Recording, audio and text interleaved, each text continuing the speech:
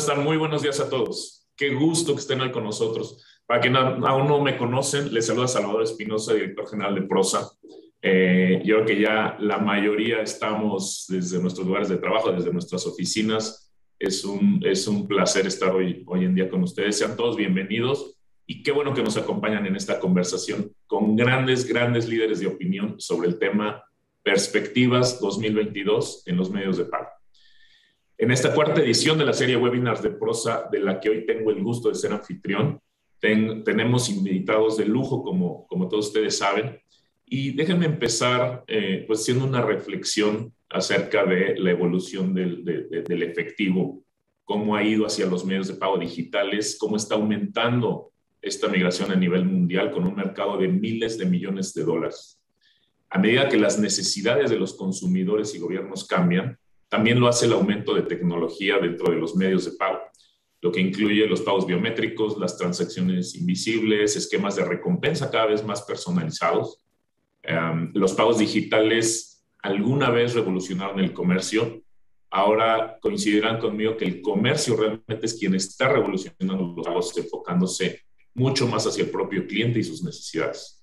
Por eso mismo, la digitalización de los pagos es y será clave en el nuevo equilibrio de mercado en América Latina. A medida que este cambio en los procesos y preferencias se adopte, vendrán nuevos cambios que le darán forma a esta nueva economía.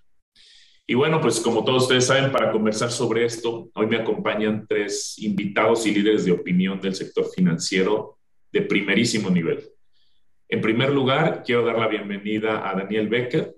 Actualmente Daniel es presidente de la Asociación de Bancos de México para el periodo 21 al 23, director general del Grupo Financiero MIFEL desde 2003. Anteriormente, Daniel fue director ejecutivo de Valorum, sociedad operadora de sociedades de inversión, y director general del Republic National Bank of New York en México. Dani, bienvenido, te mando un fuerte abrazo. Me da muchísimo gusto tenerte hoy con nosotros en este webinar. Dario, Salvador, muchas gracias por la invitación.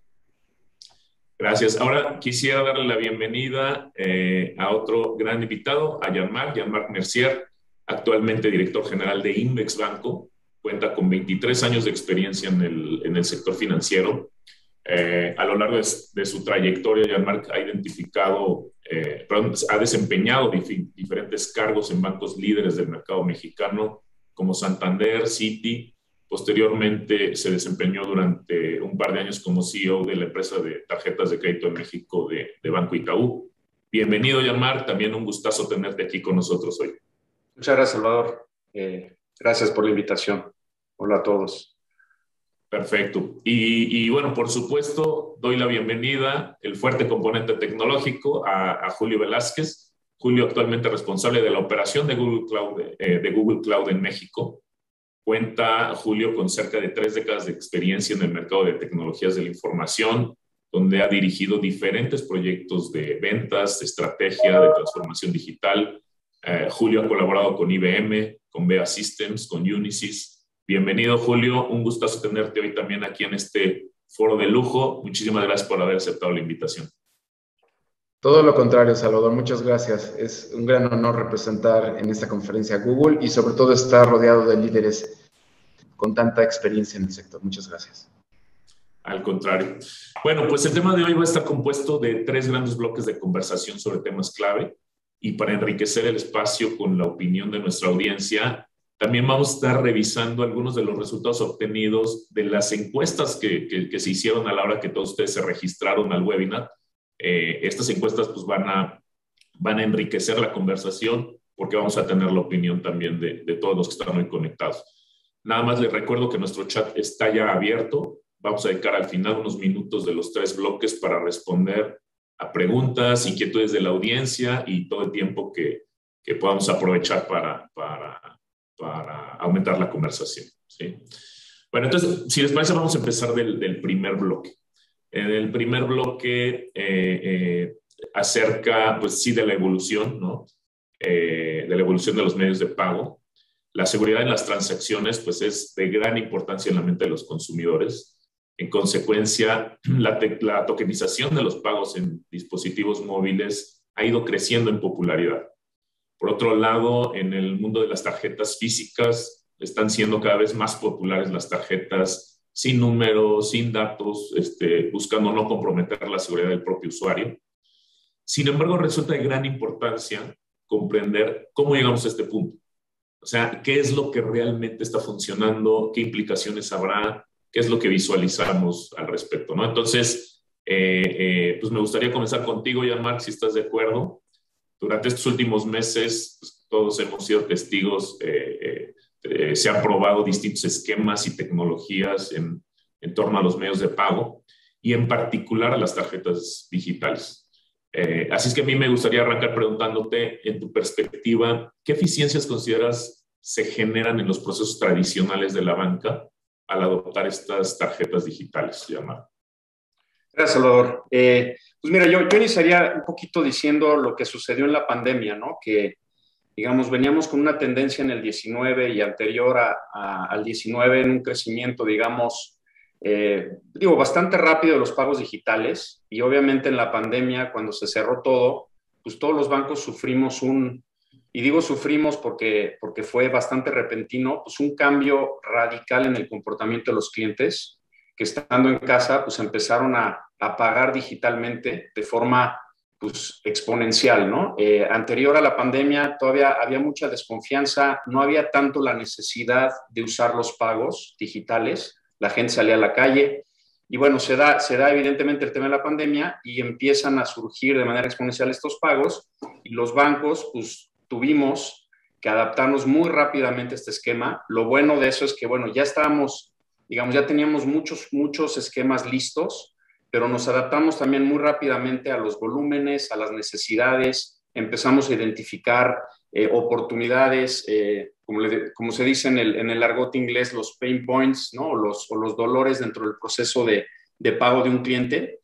Y bueno, todo esto nos llevó a avanzar rápidamente y te diría en el ciclo de vida del cliente, digamos, tenemos por un lado todo lo que tiene que ver con la aprobación digital el onboarding digital, donde pues tuvimos que adaptarnos a no poder ver al cliente, a poderle aprobar un crédito desde su casa, a enviarle su tarjeta de forma segura, y todo esto nos llevó evidentemente a eficientar muchísimo este tema y además permitió a jugadores que no tienen sucursales también empezar a competir de forma agresiva, ¿no? Esa es en la parte del onboarding. En la parte del uso ya del medio de pago, lo que vimos es pues este crecimiento exponencial y no así el fraude. Es decir, obviamente el fraude existe, pero la gente se dio cuenta que el fraude de cierta forma pues, estaba controlado. Obviamente empezaron a haber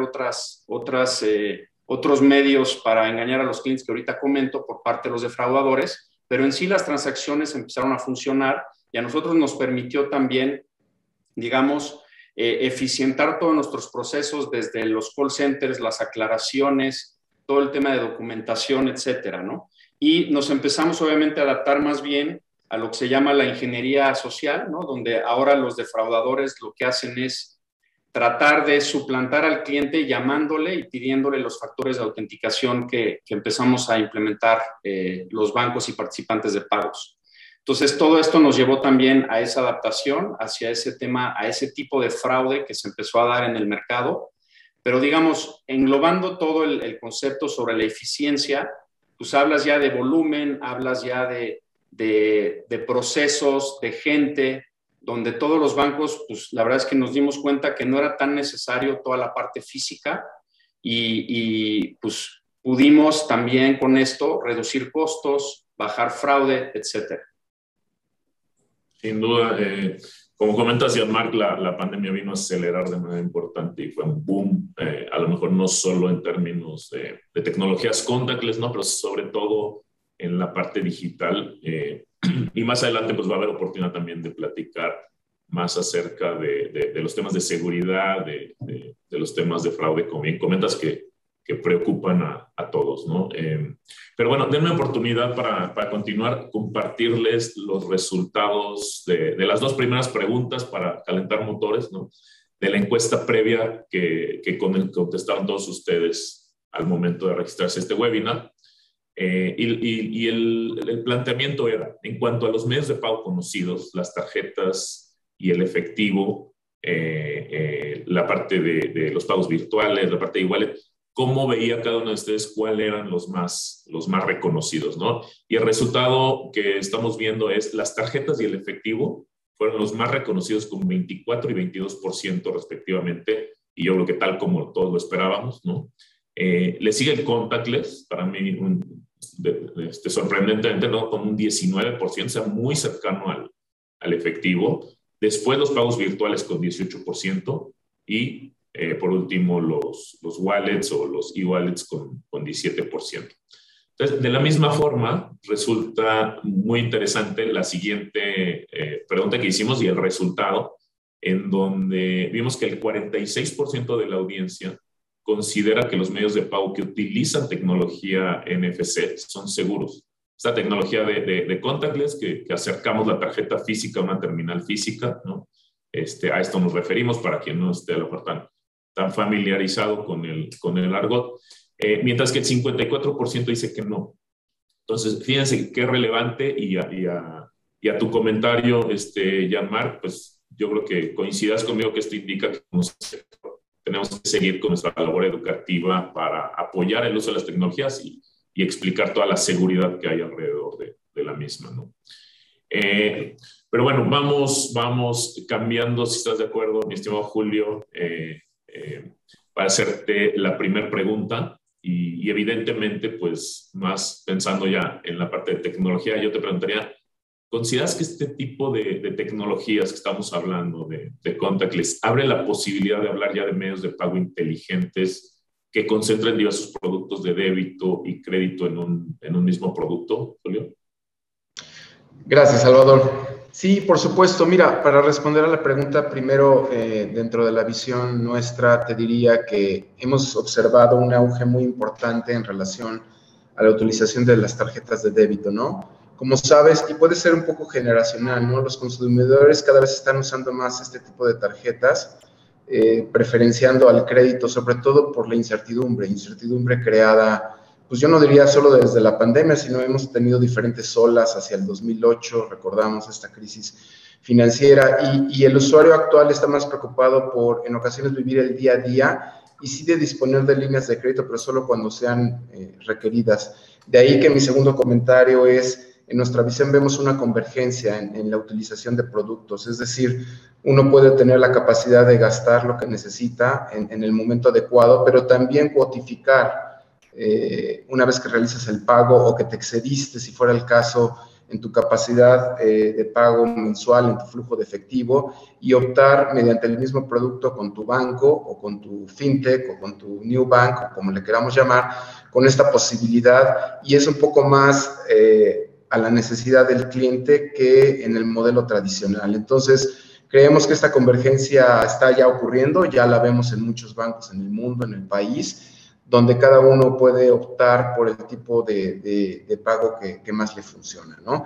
También otro efecto importante ahí, Salvador, es que uno de los desafíos para la banca tradicional es justo, tiene que ver, y es una restricción un tanto tecnológica, no una limitante, pero sí un reto de modernizar un poco el core bancario, porque esta flexibilidad que se requiere y que está siendo observada e impulsada en el sector financiero, pues en ocasiones representan algunos retos en el core bancario, en la forma en cómo están estructurados los productos, y entonces de ahí que las empresas estén buscando, a través de Google y asociados que tenemos, flexibilizar y crear un stack tecnológico que sea mucho más ágil y sobre todo que te permita esta facilidad de brincarte de un modelo a otro, ¿no?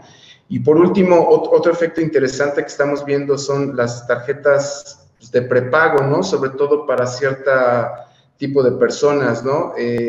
Tres tendencias interesantes en relación al por qué este tipo de tarjetas que tienen una experiencia móvil desde el inicio están teniendo aceptación en cierta parte de la población. Primero es, por lo que había dicho, privilegia mucho el control del gasto, porque básicamente gastas lo que tienes, sobre todo en escenarios que podrían ser un tanto pesimistas. La otra es que hay una inclusión financiera, gente que antes no había tenido en su vida una tarjeta de crédito, pero que ahora está jubilado o tiene alguna ayuda gubernamental, tiene la capacidad de poner ahí su dinero y definir hasta cuánto y cuándo quiere gastar. y por supuesto el aumento del e-commerce que comentaba ya al inicio ya, ¿no? O sea, antes pues no tenías forma, o si no hacías tu pago en alguna tienda de conveniencia, en una sucursal bancaria, pues no podías acceder a los servicios que la tecnología te ofrece, pero ahora puedes tener tu dinero de manera electrónica, segura, y optar por tomar tus decisiones de vida en línea de manera fácil. Entonces, creo que sí hay una convergencia y vamos a seguir viendo nuevos modelos en este sentido, Salvador. Sin duda, y muy interesante. Muchísimas gracias, Julio. Y bueno, para cerrar este primer bloque, Daniel, estimado Daniel, desde tu perspectiva, la pregunta que me gustaría hacerte es, ¿qué implicaciones económicas y regulatorias tendría, desde tu punto de vista, la adopción de estos nuevos esquemas en el mercado actual, tanto en México como en América Latina, si nos pudieras comentar? Sí, claro, bueno, generalmente estas cosas tan recientes, antes que nada, muchas gracias por la invitación. Y saludo a Julio y a Jan, como siempre, y Salvador. Pues yo creo que primero es muy difícil medir las implicaciones desde el punto de vista regulatorio. Ahorita que escuchaba a Julio, me resonaba un poco este tema que a veces tenemos esta discusión regulatoria, si estas tarjetas prepagadas obedecen a captación de depósitos o no para aquellas empresas que no están reguladas como bancos, y la regulación bancaria obedece en realidad fundamentalmente a muchos elementos, pero uno de los más importantes es la captación de depósitos. Y creo que aquí podría haber un perímetro de intersección interesante de discusión si estas tarjetas prepagadas podrían ser consideradas o no como depósitos. En el sentido, desde el punto de vista de lo que el usuario va a identificar a partir de lo que está sucediendo, yo diría, esta cuarta revolución tecnológica, y yo creo que todos coincidimos en esta mesa, El Salvador, el elemento de mayor intensidad y de mayor disrupción es el tema de lo que tiene que ver con medios de pago. Si bien estos ecosistemas fintechs para la banca han sido sumamente retadores, yo soy de la idea que estos modelos fintechs, más que sustituir a la banca, los van a complementar. Lo que sí vamos a ver hacia adelante, evidentemente, es un elemento de mucho más eficiencia para el usuario a través de estos famosos wallets, o billeteras o tarjetas digitales. El simple hecho de no tener que emitir una tarjeta física ya va a generar menores costos para los usuarios. Creo que también otro de los elementos regulatorios que habría que evaluar es que ya la banca, a partir de sus capacidades, tiene tecnologías como inteligencia artificial para poder identificar cada vez mejores alternativas antifraude. Y en ese sentido, bueno, solamente comentar que en el primer semestre del 21, perdón, se registraron alrededor de 5 millones de reclamaciones con respecto a este tipo de instrumentos, pero casi un 9% menor en términos absolutos con respecto a lo que veníamos viendo anteriormente. Entonces sí creo lo que estamos viendo, Salvador, a través de CBB dinámicos y a través de otras herramientas que se están utilizando, más estos elementos tecnológicos que yo comenté como inteligencia artificial y machine learning, sí lo que creo que cada vez veremos es posibilidad de ir cerrando la brecha de fraude. Y dijiste algo que me parece muy importante, Salvador, y quisiera volverlo a comentar, porque lo dijiste así muy rápido, el tema de educación financiera. Y para que esto funcione de forma adecuada, hay que educar, y no solo a las nuevas generaciones y a las intermedias. La gente tiene que entender la importancia y cómo manejar sus medios electrónicos, porque indiscutiblemente ya están confluyendo en nuestra vida de todos los días. Y ya, como tú lo decías, Salvador, creo que Julio lo comentó, pues ya este elemento de tener tarjetas físicas de débito y crédito en una misma integración ya existen, ya son un hecho, ya están ahí. Creo que un elemento del que no podemos perder de vista es la información y la educación financiera que tenemos que dar en su conjunto, independientemente del nivel socioeconómico y las capacidades y el conocimiento, porque esto ha sido un tema nuevo para todos. Perdón, para variar, tenía el mute. Muchísimas gracias, Daniel, y sin duda, a ver, podríamos tener la tecnología de punta, podemos tener todo disponible, ¿no? Pero sin educación, sin adopción, sin que realmente consumidores, comercios, sector gubernamental, todos los grupos de interés realmente nos sumemos y enfatizo este tema, como bien lo dices, de educación, pues realmente la adopción y el funcionamiento del ecosistema de manera completa, pues realmente no podría funcionar de manera óptima, ¿no? Entonces, muchas gracias por tus comentarios, Daniel, y coincido completamente. Bueno, cada vez más transacciones procesadas de forma online. Yo creo que si algo hemos platicado aquí es cada vez son más las transacciones digitales, ¿no? En cualquiera de sus formas, para no hablar de tecnicismos ni hablar de temas muy específicos, pero sí me gustaría que entráramos más al terreno de la parte de seguridad, ¿no? Creo que como lo comentaba Yanmar también, como lo comentaba Julio, pues más transacciones de forma online hacen que haya también otro tipo de oportunidades, otro tipo de mecánicas de fraude y empieza a haber una cierta migración de la que todos estamos siendo testigos, ¿no? Según datos del reporte de ciberseguridad 2020 del Banco Interamericano del Desarrollo, el BID, los daños por delitos cibernéticos fueron cerca de los 6,000 millones de dólares solamente durante este año que concluyó 2020. Imagínense ya los números como vienen para el 21. A diferencia de los mercados tradicionales, ¿no? Las nuevas tecnologías que forman parte de la familia de lo que se conoce como el cognitive computing son capaces de analizar grandes cantidades de datos para calificar el riesgo de cada una de las operaciones en fracciones de segundo. Evidentemente, estos números que les planteo yo de millones de dólares en términos de fraude pues son a nivel global, ¿no? Digamos, a nivel mundial, pero aquí me gustaría, y regreso contigo, Daniel, ya que tenemos ahorita con este tema, desde tu perspectiva, Daniel, en el sector bancario, ¿cómo percibes que afectó la pandemia por COVID al fraude en línea, ya específicamente en América Latina y particularmente en México?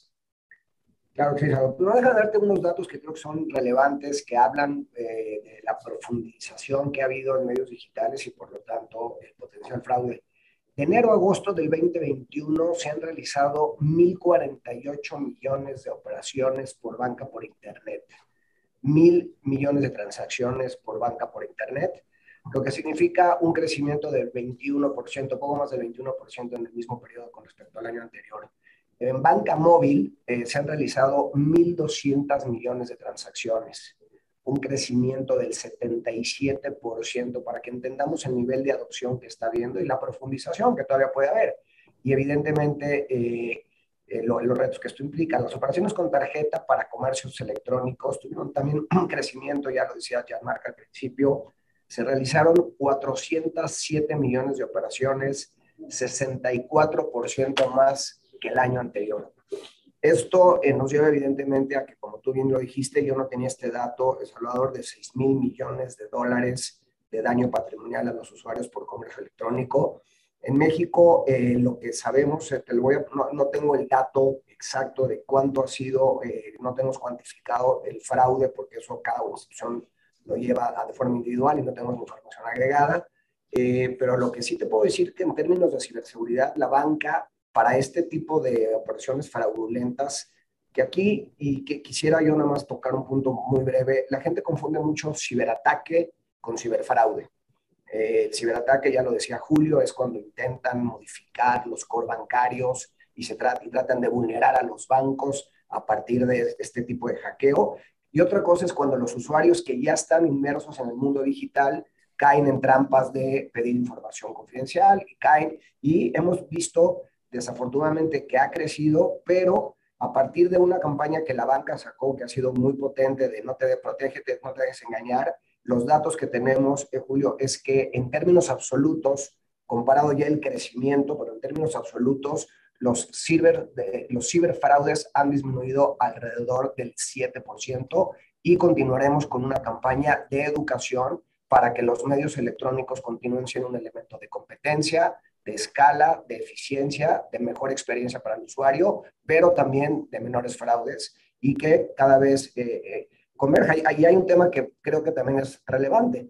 En México también la cultura del efectivo sigue siendo sumamente importante y puede ser un inhibidor de cara a estas tecnologías que son absolutamente necesarias, mucho más seguras que el efectivo, indiscutiblemente, aunque haya elementos de desafíos hacia adelante. Pero creo que esto puede también ser un elemento de inclusión, como bien tú dijiste también, y de eliminación gradual del efectivo, que somos uno de los países que no ha podido ir más allá de una política que genere menores incentivos para la utilización de efectivo.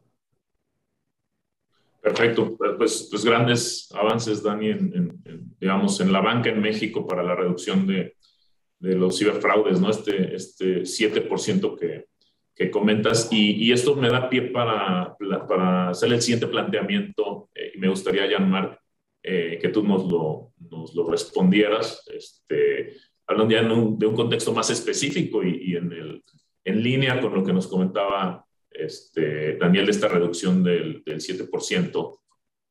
Yo lo que me gustaría preguntarte es cuáles son los mecanismos que hoy existen y que se han desarrollado en la banca justamente para la prevención de fraude. O sea, cómo podemos reducir aún más estos montos que sin duda vamos por buen camino, pero cómo tú, digamos, describirías los principales mecanismos que se ha desarrollado en la banca para prevención de fraude.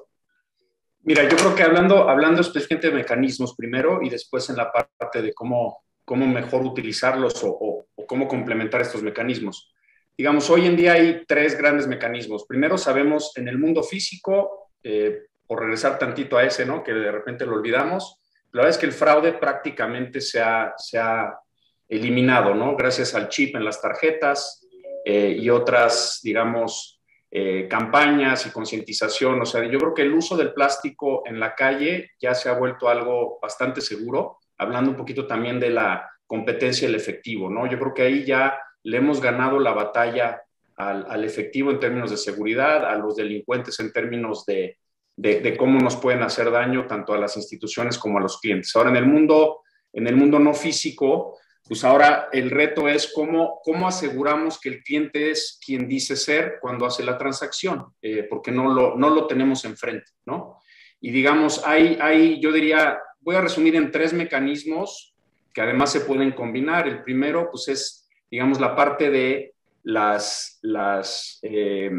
los factores de autenticación variables, déjame llamarle, ¿no? Donde cuando haces una transacción, te mandamos un factor de autenticación al cliente a través de algún medio, su email, su celular, a través de un SMS o en su aplicación, y lo puede usar una sola vez y asegura de cierta forma que el cliente es quien es.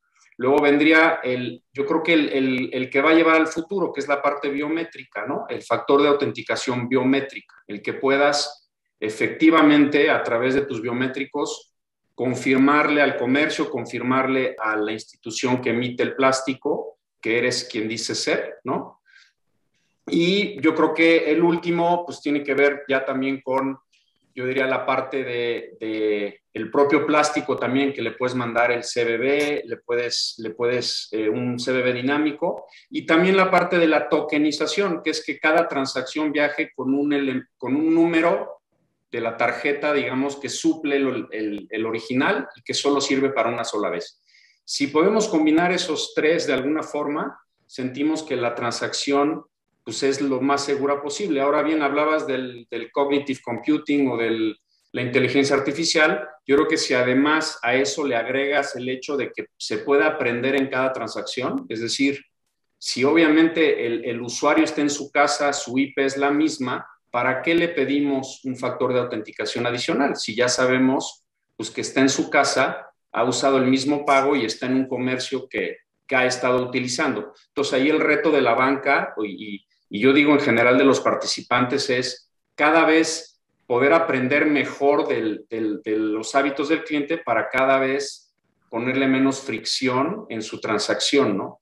Yo creo que un tema muy importante y el reto, o no sé, la reflexión que le pondría a la mesa es curioso cómo hablamos de hacer del pago una buena experiencia, y yo quizá lo cambiaría a que el reto es cómo hacemos que el pago no exista, no para el cliente. Es decir, el cliente cuando va a comprar quiere que su experiencia sea de compra del bien que quiere comprar y qué tan bien se sintió comprando su bien. Si va a comer, qué tan buena estuvo la comida. Si va, por ejemplo, lo vemos en Uber, ¿no? Ahora te bajas del Uber y ya ni piensas en el pago. Creo que ese es el reto que tenemos que lograr como industria, que el pago no exista, Ahora bien, para lograr eso, pues por un lado es concientizar al cliente, como bien ha hablado Daniel, de la educación, etcétera, para que, digamos, lo haga de forma segura, pero de nuestro lado es como casi que se lo volvemos invisible. Y ese es, creo que, el gran reto con reguladores, con los participantes, con los switches, con los emisores, con las empresas tecnológicas como Google. ¿Cómo logramos ese reto de que el pago ya no exista? Déjame poner esa reflexión sobre la mesa, ¿no? Claro, no, interesantísimo y totalmente de acuerdo contigo, Jean-Marc. Y me da pie para la siguiente pregunta que me gustaría hacerte, Julio, en este contexto pues de lo que comentaba Daniel, de los crecimientos de 60-70% en comercio electrónico, en transacciones digitales, etcétera. Y lo que ahorita nos comenta Jean-Marc del uso, digamos, de nuevas tecnologías, la biometría, la parte de tokenización, el poder tener estos factores variables de autenticación, todo lo que nos platicó, y que se ha probado y que se ha venido probando como industria, ¿no? Algunas han sido más efectivas que otras. Y hay diferentes gamas y esquemas de costo y de inversión en general para los participantes. Pero en este sentido, Julio, ¿cuáles serían, en tu opinión, las nuevas tecnologías que se adopten en la industria en un futuro inmediato en México?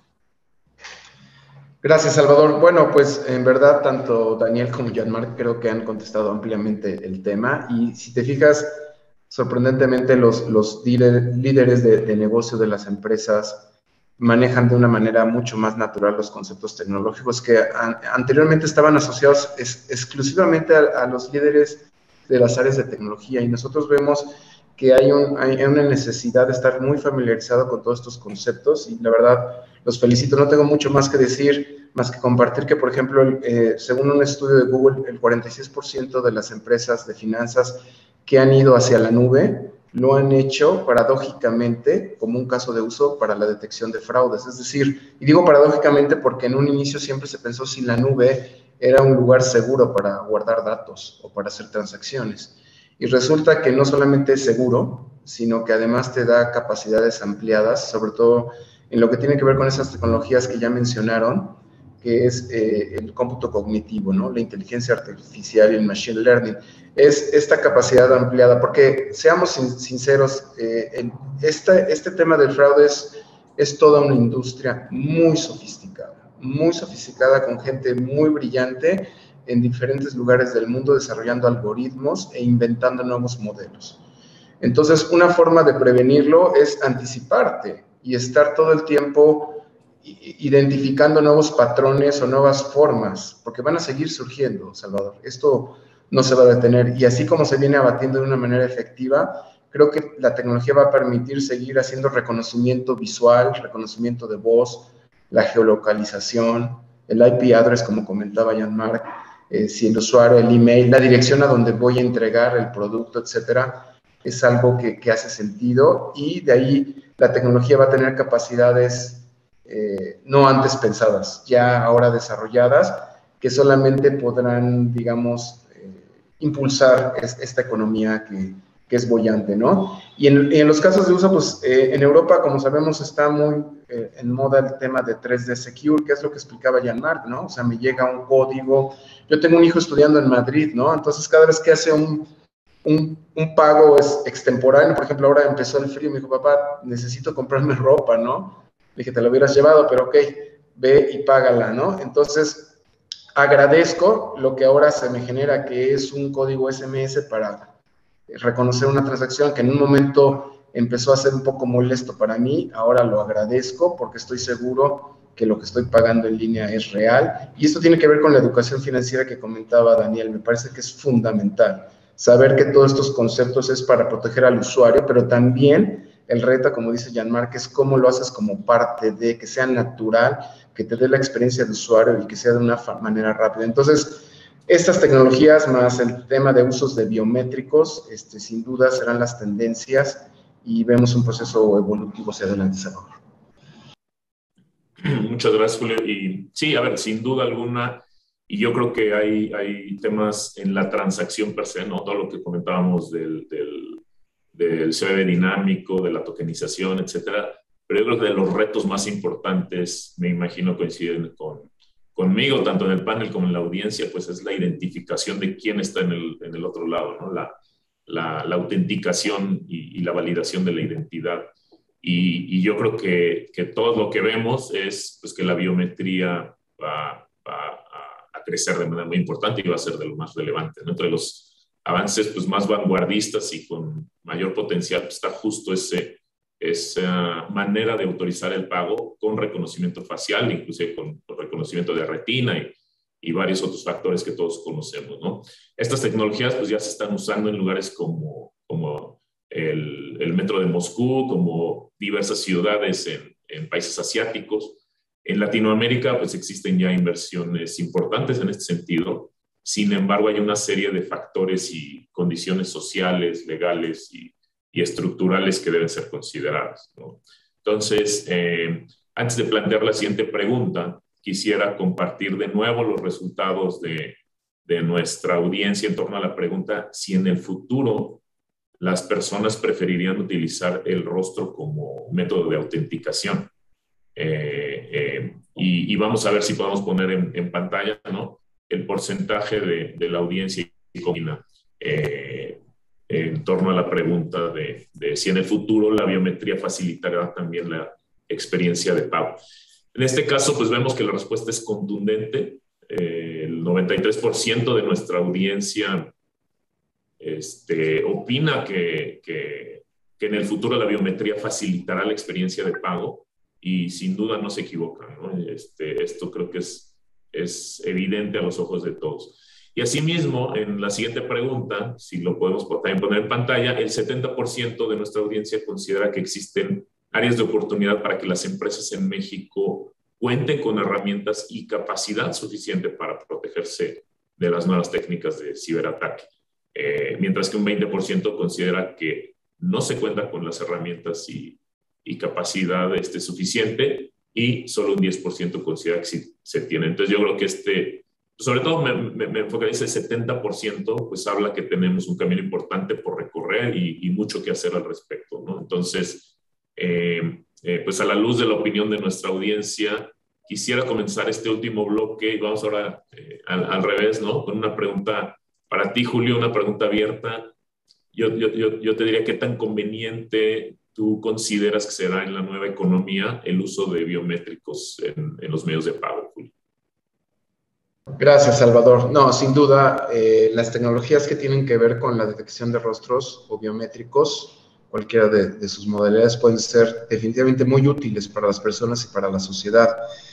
Bueno, pero es importante que estas tecnologías sean desarrolladas con cuidado y de manera responsable. Y ahí voy a abrir un espacio para compartir un poco lo que Google piensa alrededor de estos temas. Pero antes de ellos, compartir que, bueno, como ya decía, hemos visto muchos casos de utilidad relacionados al rostro y básicamente porque hacen los productos más seguros. O sea, cada vez los ejemplos de vulnerabilidad son más limitados cuando se utilizan estos tipos de tecnología, por lo cual la probabilidad de hacer un fraude es menor, ¿no? Nosotros en Google tenemos una política de Zero Trust. No hay nada seguro, pero sí creemos que es una tecnología fascinante en este sentido. Ahora, también quisiera, y este sí es un point of view muy particular de Google, compartir que nosotros compartimos algunas preocupaciones, no alrededor de la tecnología, sino en los casos de uso, porque un mal uso del reconocimiento de rostros pues puede ser fatal. Una vez más, todo esto tiene que ver con principios de privacidad y de seguridad. Por eso el tema de regulación me parece que es fundamental, porque nosotros creemos que cuando se trata de tecnología relacionada con rostros, hay 3 puntos claves a considerar y a cuidar, que quiero compartir. El primero es que esta tecnología tiene que ser justa, y cuando digo justa, no tiene que reforzar o acrecentar sesgos existentes, es decir, una tecnología aplicada para todo el mundo de manera igual, y no debe de ser, digamos, hacer una distinción o impactar a grupos subrepresentados. El segundo aspecto importante está encaminado a, no debe ser utilizada para la vigilancia, persecución, de las personas que vayan en contra de las normas internacionales. Este también es un punto muy relevante de Google porque sabemos las capacidades, pero también los malos posibles casos de uso. Entonces, esto tiene que ser algo que domine, ¿no?, en los casos. Y el tercero y natural es proteger la privacidad de las personas. Esto es proveyendo a nivel adecuado de transparencia y control. Entonces, nosotros en Google somos la primera compañía en no comercializar el uso facial. Sí tenemos casos de uso y son fascinantes, son transformacionales, pero todo bajo el ámbito que he comentado, de manera que podamos garantizar esta seguridad de los usuarios. Y por último, compartir que según FICO en México, el 78% de los usuarios de tecnología digital están dispuestos a compartir datos biométricos con instituciones bancarias, mientras que Deloitte, por ejemplo, dice que el 52% se inclina por el escaneo de huellas dactilares como alternativa para conectarse a las aplicaciones de banca, Salvador, básicamente. Muchísimas gracias, Julio. Y creo que sí está resultando muy positivo esta nueva combinación que estamos metiéndole un fuerte componente tecnológico a estos webinars, porque la visión, digamos, de expertos en tecnología sin duda nos aportan mucho. Y en este sentido, me gustaría hacerte la última pregunta, digamos, la última para ti, Yanmar, ¿no?, de este bloque, y justamente del tema que comentaba Julio, ¿no?, de la biometría. Yo creo que es algo recurrente en las conversaciones, la confiabilidad o no de la biometría, y ahí me gustaría ahora escuchar desde la parte de negocio, Yanmar, en tu experiencia, ¿qué tan confiable es el uso del rostro en particular como una contraseña o un medio de autorización?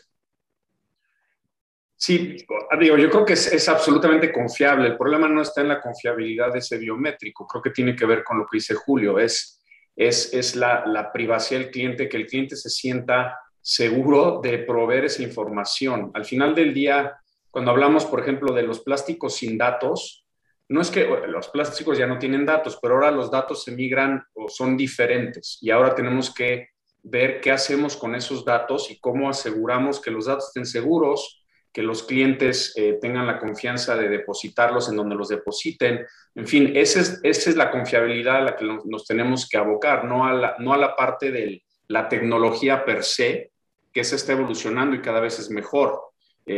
Yo lo que creo al final, si me preguntas a mí en lo personal, no creo que el rostro sea lo mejor, porque al final la gente tiene desconfianza y no quiere que su rostro esté por todos lados, no así las huellas, pero también las huellas tienen un problema y yo, por ejemplo, te lo digo en lo personal, con mi mamá, sus huellas ya no las lee nadie. Pues entonces, ¿cómo resuelves ese problema? Pues el iris. En fin, yo creo que esas tecnologías funcionan. El problema está en la confianza que le demos al consumidor. ¿Dónde está esa información? Y luego viene otra confiabilidad, que es la parte de las comunicaciones y de los respaldos. ¿Qué pasa? ¿Dónde va a estar esa información? ¿Qué pasa si esa comunicación se cae? ¿Dónde está el respaldo de esa información para que si no funciona de un lado podamos ir al otro? Se vuelve un problema complejo, pero insisto, no en la parte de si el biométrico funciona o no, sino en el ecosistema general que armemos como industria. Ese es el dato. Y digo, sabemos que pues en una iniciativa que hubo del gobierno de poner los datos biométricos en una base digamos, central, pues el rechazo fue rotundo, por ejemplo, ¿no? O sea, el usuario va a querer esa privacidad, esa confiabilidad, etcétera, y ahí vamos a tener que ponernos a trabajar, pues, los big techs, los bancos, las fintechs, el regulador, etcétera. Muchísimas gracias, Jean-Marc, y muy interesante y muy enriquecedora tu respuesta y los ejemplos tan prácticos que nos pones, y tienes toda la razón. Hay veces que no lo vemos de esa manera tan práctica, ¿no? Pero bueno, para cerrar el último bloque, Dani, y en ese mismo sentido, pero aproximándonos ya un poco más desde el ámbito regulatorio, la pregunta es, ¿cómo ha evolucionado la regulación, digamos, de la industria financiera y particularmente bancaria? No sé si tengamos o tengas referencias de otros países, pero pues muy en particular de México en torno al uso de biométricos. Sí, por supuesto. La verdad es, bueno, como ustedes saben, el 2017 creo que fue un punto de inflexión muy importante por parte de la Comisión Nacional Bancaria de Valores. A partir de eso, en la circular única de bancos se establece el tema de utilización de biométricos con revisión al INE para poder aperturar una cuenta. bien como dice Jean-Marc, pues tiene sus desafíos porque gente mayor que ha ido perdiendo la tactibilidad de sus huellas se vuelve difícil. También, por ejemplo, para productos de nómina masivo, el tema de tener que poner los biométricos se vuelve un poco, no tiene una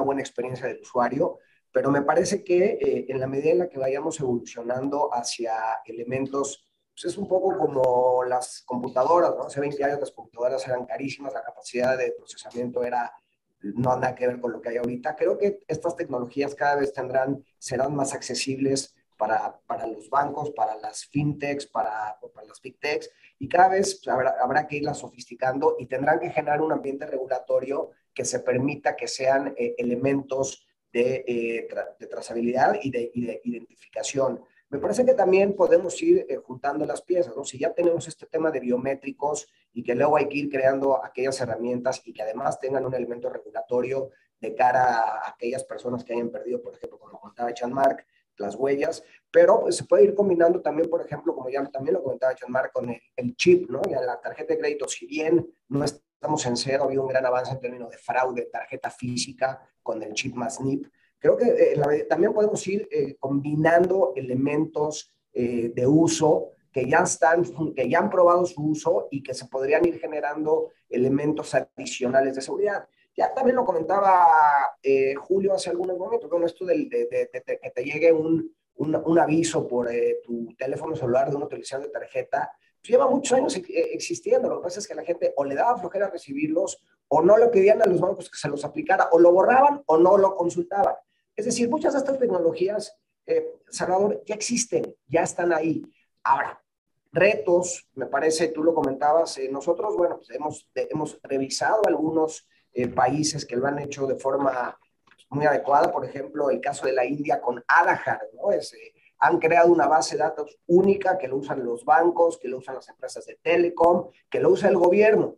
Hay un alto nivel de confianza en esta base de datos, todo el mundo recurre a ellos y eso evidentemente tiene un objetivo de disminuir de forma exponencial el tema de fraudes, aunque estoy seguro que nunca estaremos en cero y que siempre habrá esa oportunidad. Otro es Estonia, que bueno, Estonia es un país que ya de por sí tiene un gran nivel de avance a través del ICAR, que es cómo identifican y autentican todas las operaciones de todos los servicios públicos. Entonces yo creo que en la medida en la que vayamos, yo te diría, Salvador, me atrevería a decir que esto obedece hasta un tema de política pública, porque es una identificación única de usuario. Y esa identificación única de usuario que puede vivir en la nube, y ahí, bueno, ya con Julio luego nos aventaremos algunas discusiones porque el regulador tiene una visión de territorialidad que luego podríamos discutir si obedece o no a una realidad. En fin, hay una discusión también bien interesante desde el punto de vista de la nube con el regulador, una discusión muy rica y cada uno con conceptos que hacen un sentido.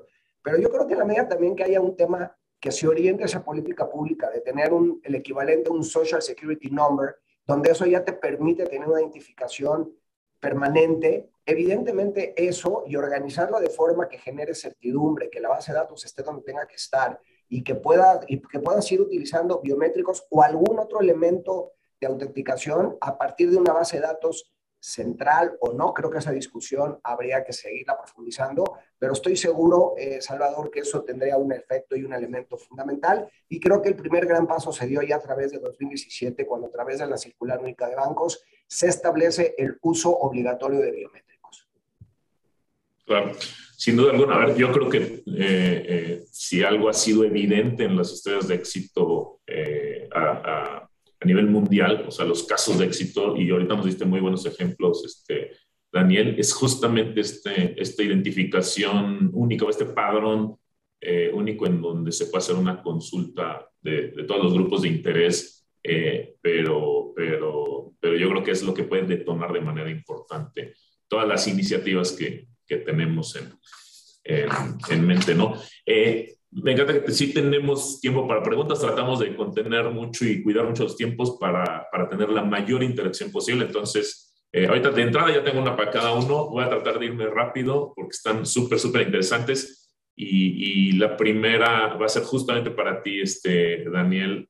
De nuevo, Jonathan Villeda pregunta, ¿Existe algún programa o alguna propuesta para incluir educación financiera en los programas educativos a nivel nacional? Claro, Jonathan, por supuesto. Primero, acabamos de tener la Semana Nacional de Educación Financiera, donde se trataron evidentemente estos temas de ciberfraudes para los usuarios. El ABM está haciendo una campaña también para obligar a la gente que tenga en mente permanentemente que los bancos, cuando empiezan a utilizar dispositivos digitales para hacer cualquier transacción, no pide datos personales. Y por favor, aprovecho otra vez este foro para decirlo. Queremos cada vez ver menores problemas de fraude y vamos a hacer una campaña permanente que estamos justo ahora revisando con la Asociación de Bancos y con el Comité de Asociados para tener una campaña permanente de aviso, de alerta para que los usuarios no caigan en estos elementos de fraude y cada vez se sientan más seguros de que es un elemento fundamental de operación y que es seguro. Perfecto, muchísimas gracias, Daniel. Importantísimo como estuvimos comentando el tema de educación financiera, ¿no? La siguiente es justo para ti, Jean-Marc. Jorge Solís nos pregunta, en temas de seguridad, fraudes y robos de identidad, en tu opinión, ¿México está preparado para el cambio paulatino a medios de pago digitales como contactless o biométricos? Te la hago, Jean-Marc, y también si Dani y Julio quisieran aportar en torno al tema, la repito rápidamente, en temas de seguridad, fraudes y robo de identidad, ¿México está preparado para el cambio paulatino a medios de pago digitales o más bien incluyendo también contactless y la validación biométrica? Yo te diría, la respuesta binaria sería sí, pero obviamente que esa pregunta se puede dividir en muchas partes, ¿no? Y en algunas estamos más preparados, en otras menos.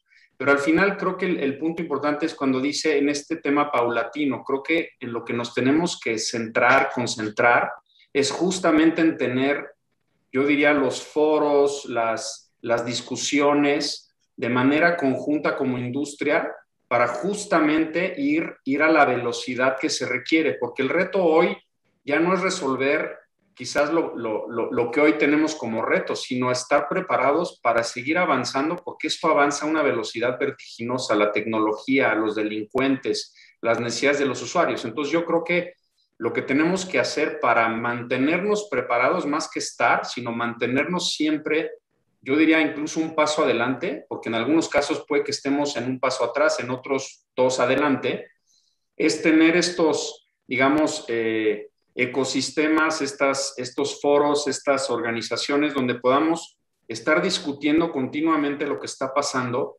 ponernos de acuerdo en todas estas partes operativas, en todas estas partes regulatorias, en todas estas partes de educación financiera, para que justamente del lado del cliente pues, le demos lo que necesita, del lado operativo nos pongamos de acuerdo para poder hacerle frente a los retos que nos ponen los delincuentes o los retos que nos ponen pues las nuevas tecnologías o las necesidades que nos ponen los clientes.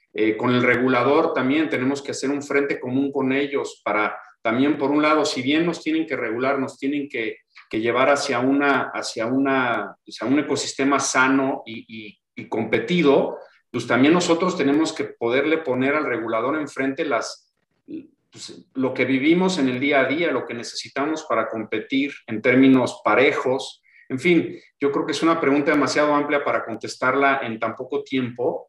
Insisto, el reto es que estemos unidos y trabajando en conjunto para mantenernos preparados a la velocidad que se requiere hoy en día, ¿no?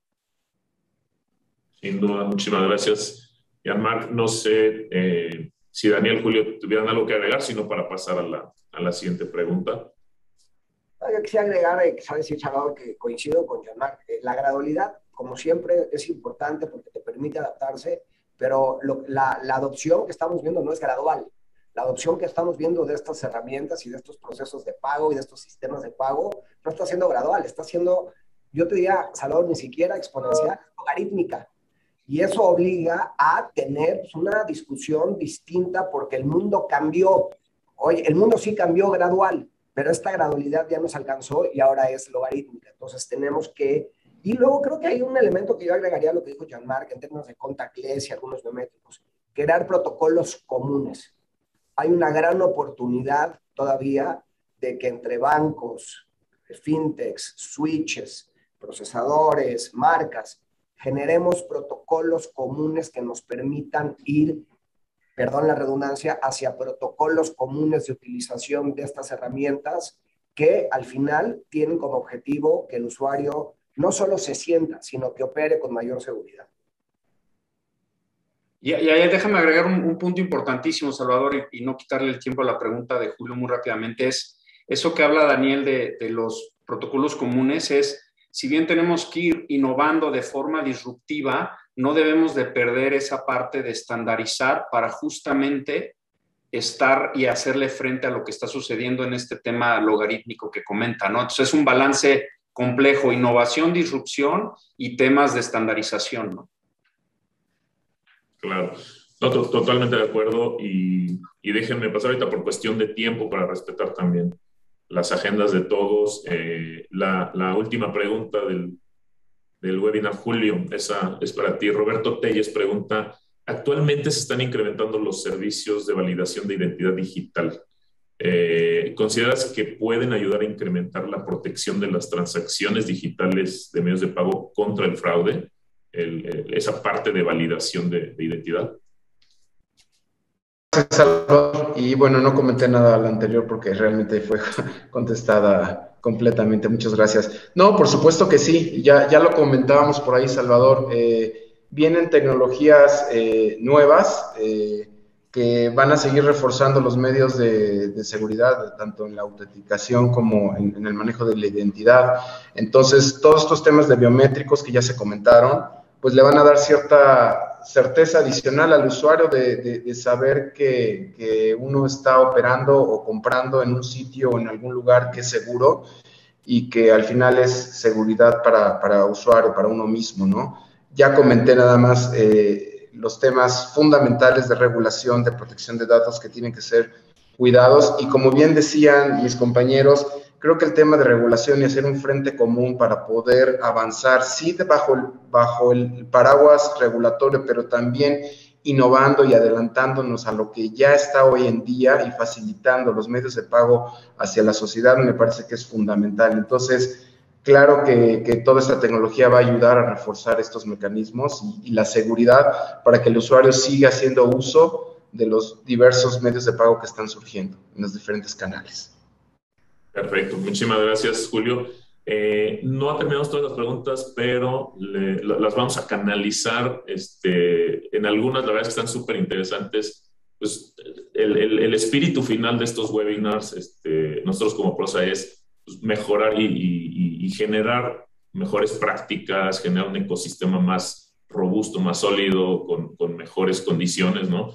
Entonces, aquellas preguntas que puedan generar alguna actividad positiva, ahorita les voy a leer nada más una de ejemplo, les prometemos las vamos a canalizar, en este caso a la ABM, para que se consideren, ¿no? Esta se refería si, considerando que algunos bancos pues no manejan tarjetas sí, tarjeta digital o CBB dinámicos, si hay alguna iniciativa de la ABM para incentivar la adopción, para disminuir el fraude. Hay similares varias preguntas súper interesantes que creo que pueden de ahí derivar en acciones para que como industria, como ecosistema, pues funcionemos mucho mejor. Entonces... Déjame hacer rápidamente un comentario respecto de... Venga, dime. Por supuesto que en la ABM lo que queremos es incentivar a ver, la banca es un bien público y yo creo que hay que entenderlo como un bien público y tenemos que generar todas las herramientas para que el usuario opere de forma segura. La ABM incentivamos, ahora no todos los bancos tienen el mismo modelo de negocio y por lo tanto también, ojo, hay un tema también de brechas que se van generando porque estas capacidades cuestan. Julio ya nos platicará cuánto cuesta subirse a la nube, cada vez es más eficiente, pero hay brechas que también que se van generando. Sin embargo, simplemente para comentarlo, la ABM puede platicar con sus agremiados, pero al final esto sería un tema más regulatorio que gremial, simplemente para aclarar. Muchísimas gracias por la puntualización, Dani, y qué bueno que le dimos ahorita el tiempo para responderle. Así, lo vamos a hacer con el resto de las inquietudes, buscando responderle a cada uno de los que nos la mandaron con esa puntualidad con la que Daniel ahorita nos explica, ¿no? Bueno, pues se nos acabó el tiempo. A nombre de Prosa, de todo el equipo que hizo posible este webinar y del mío propio, pues quisiera agradecerles antes que nada a ustedes, Daniel, Jean-Marc, Julio, a toda nuestra audiencia por acompañarnos el día de hoy.